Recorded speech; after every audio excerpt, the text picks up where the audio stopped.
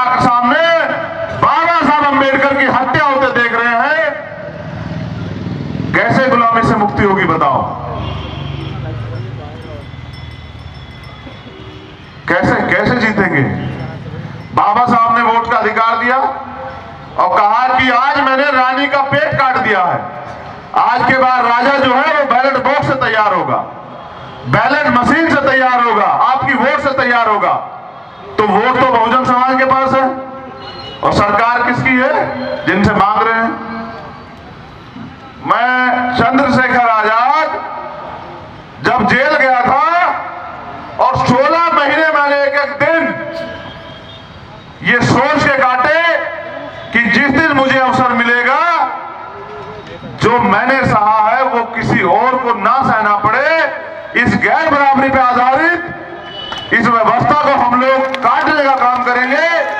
ये जो गुलामी की बेड़ियां है, जो बाबा साहब अंबेडकर अपने जीवन में जिसको काटने के लड़ते रहे, इन बेड़ियों को नौजवानों के सहयोग से हम लोग काटने का काम करेंगे। उसके बाद भी आपने देखा होगा कि कई आंदोलन ऐसे हुए, चाहे वो दिल्ली का CNPR NRC का आंदोलन हो या तुगलकाबाद मंदिर का आंदोलन हो, कि कभी भी भीम आर्मी के नौजवानों ने हिम्मत नहीं हारी। आपको 2 अप्रैल का आंदोलन भी याद होगा, 2 अप्रैल आने वाली भी है। बिना संघर्ष किए कुछ भी नहीं मिलने वाला है। माननीय काशीराम साहब ये कहते थे, अगर सत्ता चाहिए तो संघर्ष करना पड़ेगा। और छत्तीसगढ़ में कितना संघर्ष हो रहा है ये मुझे नौजवानों को बताने की जरूरत नहीं है। अगर संघर्ष कोई कर रहा है पूरे भारत के अंदर, तो मैं पूरी जिम्मेदारी से कह रहा हूं कि अपने प्राणों की परवाह न करते हुए भीम आर्मी के नौजवान एक एक दिन एक एक रात आंधी तूफान को न देखते हुए मेहनत करते हैं, आंदोलन करते हैं, जेल जाते हैं, मुकदमे के ऊपर लगते हैं और कोई राजनीतिक पार्टी उनके साथ नहीं खड़ी होती। इसलिए मैंने आजाद समाज पार्टी का निर्माण किया, क्योंकि हमें सत्ता के साथ व्यवस्था परिवर्तन करना है। क्योंकि अगर सत्ता हमारे हाथ में नहीं होगी तो आंदोलनों से, अगर आप चाहते हैं सामाजिक परिवर्तन हो, आप चाहते हैं आर्थिक मुक्ति का आंदोलन चले, आर्थिक मुक्ति हो, आर्थिक सशक्तिकरण हो, तो उसके लिए आपको सत्ता को प्राप्त करना पड़ेगा। क्योंकि सब पॉलिटिक्स इज द मास्टर की, राजनीतिक सत्ता वो चाबी है जो आपके सारे ताले खोल देगी। तो जब जिन लोगों के भरोसे हम लड़ रहे थे, उन्होंने तो बहुत लंबे समय से पहले हमें कह दिया कि हम तो इनको जानते नहीं है, ये तो RSS के एजेंट है, ये तो भाजपा के एजेंट है। फिर कुछ दिनों बाद उनको लगा कि नहीं, ये बात तो सकारात्मक नहीं हो रही है, ये तो पूर्ण रूप से जो है बाबा साहब अम्बेडकर की विचारधारा को पालन कर रहे हैं। तो उन्होंने कहा ये तो कांग्रेस के एजेंट है, ये तो फलानी पार्टी का एजेंट है। मैं ये कहता हूं छत्तीसगढ़ की धरती पे कि मैं बहुजन समाज का सबसे बड़ा एजेंट हूं और बहुजन समाज को सत्ता में स्थापित करके बाबा साहब अम्बेडकर और माननीय काशीराम साहब का बहुजन राज का सपना जो है मैं पूरा करूंगा। और मैं एजेंट हूं बहुजन समाज का और रहूंगा। और जब तक मेरे शरीर में लहू का आखिरी कतरा रहेगा, मैं ना बिकने वाला आपका भाई रहूंगा। मैं नेता नहीं बनना चाहता हूं। मैंने पहले दिन ये कहा था कि वो नोट नहीं बना जो आपके भाई को खरीद ले, क्योंकि मैंने माननीय काशीराम साहब की असली पीड़ा को देखा है।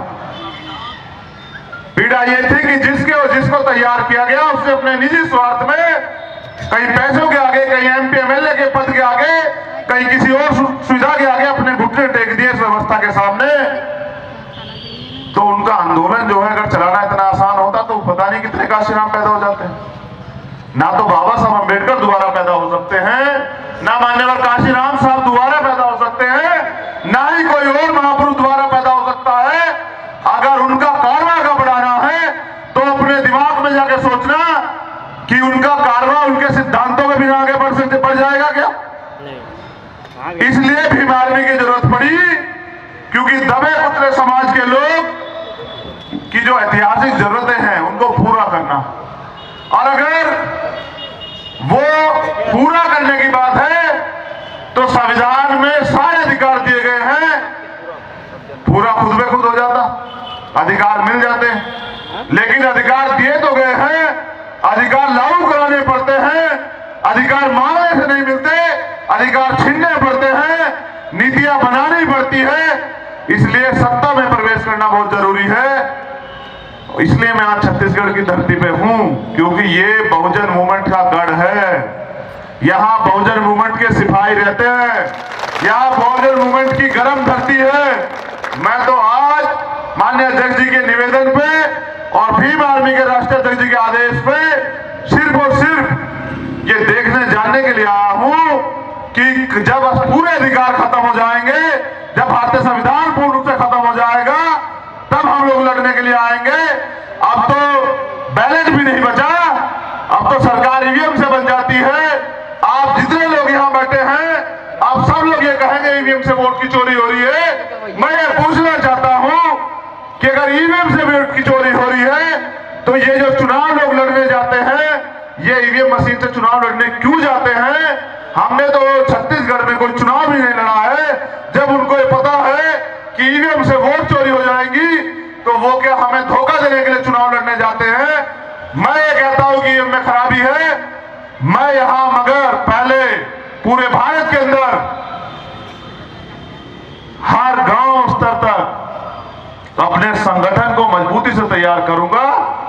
जैसे हमने 2 अप्रैल का आंदोलन लड़ा था, हम अपने प्राणों के बलिदान देते हुए भी इस देश के लोकतंत्र को, संविधान को बचाने के लिए 2 अप्रैल जैसा आंदोलन ईवीएम के खिलाफ भी लड़ेंगे। और इस ईवीएम को जो है, इस ईवीएम को जो इलाज है, डॉक्टर बाबा साहब अम्बेडकर का बेटा होने के नाते, क्योंकि वो डॉक्टर थे, उन्होंने इस देश को लगी तमाम बीमारियों के इलाज करे जो हजारों साल से लगी हुई थी। इस ईवीएम का इलाज भी डॉक्टर बाबा साहब अम्बेडकर का बेटा आप सब लोगों के सहयोग से करेगा। आप लोग याद रखिएगा मेरी बात को। तो मैं ये नौजवानों से पूछना चाहता हूं कि ये लेटरल एंट्री कर रहे हैं, ये निजीकरण कर रहे हैं। हमारे माँ बाप ने अपने खून पसीने